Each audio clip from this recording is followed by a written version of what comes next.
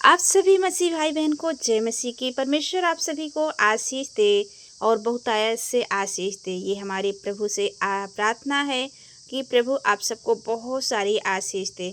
आप सब कैसे हैं? आशा करते हैं कि आप सब स्वस्थ होंगे, मस्त होंगे और अपने अपने कामों में व्यस्त होंगे, क्योंकि ये परमेश्वर की अनुग्रह है, उसकी दया है कि उसने हमें और आपको संभाला है। तो हम आज अब तक शेयर करेंगे नीति वचन अध्याय 3 युवकों को सलाह। क्या लिखा है? हे मेरे पुत्र, मेरी शिक्षा को ना भूलना, अपने हृदय में मेरी आज्ञाओं को रखे रहना, क्योंकि ऐसा करने से तेरी आयु बढ़ेगी और तू अधिक कुशल से रहेगा। कृपा और सच्चाई तुझसे अलग ना होने पाए, वरन उनको अपने गले का हार बनाना और अपने हृदय रूपी पटिया पर लिखना, तो तू परमेश्वर और मनुष्य दोनों का अनुग्रह पाएगा। तू अति बुद्धिमान होगा।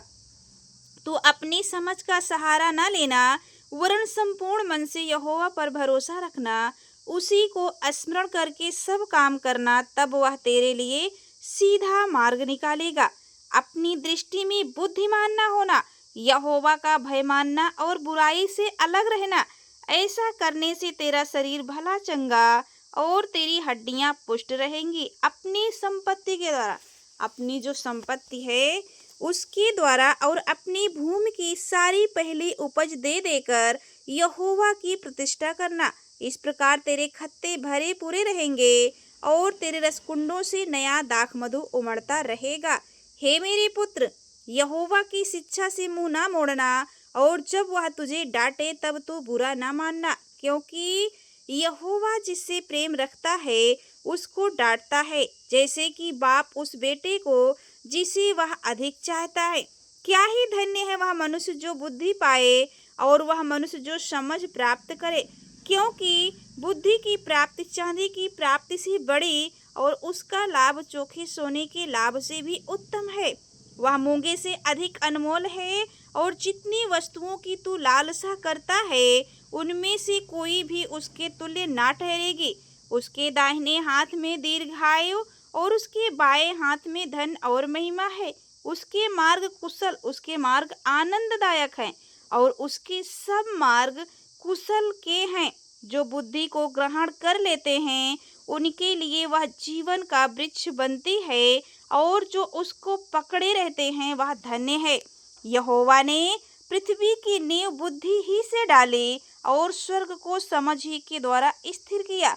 उसी के ज्ञान के द्वारा गहरे सागर फूट निकले और आकाश मंडल से ओस टपकती है। आगे लिखा है, हे मेरे पुत्र, ये बातें तेरी दृष्टि की ओट में ना होने पाए। खरी बुद्धि और विवेक की रक्षा कर, तब इनसे तुझे जीवन मिलेगा।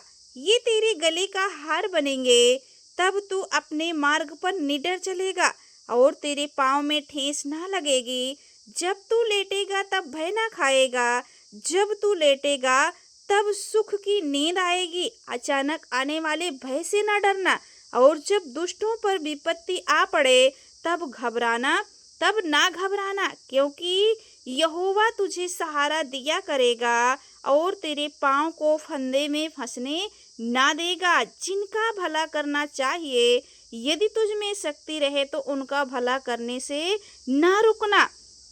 यदि तेरे पास देने को कुछ हो तो अपने पड़ोसी से ना कहना कि जा कल फिर आना, कल मैं तुझे दूंगा। जब तेरा पड़ोसी तेरे पास बेखटके रहता है तब उसके विरुद्ध बुरी युक्ति ना बांधना। जिस मनुष्य ने तुझसे बुरा व्यवहार ना किया हो उससे अकारण मुकदमा खड़ा ना करना। हालेलुया। क्योंकि आगे लिखा, क्योंकि यहोवा कुटिल से घृणा करता है, परंतु वह अपना भेद सीधे लोगों पर खोलता है। आमीन। हालेलुया।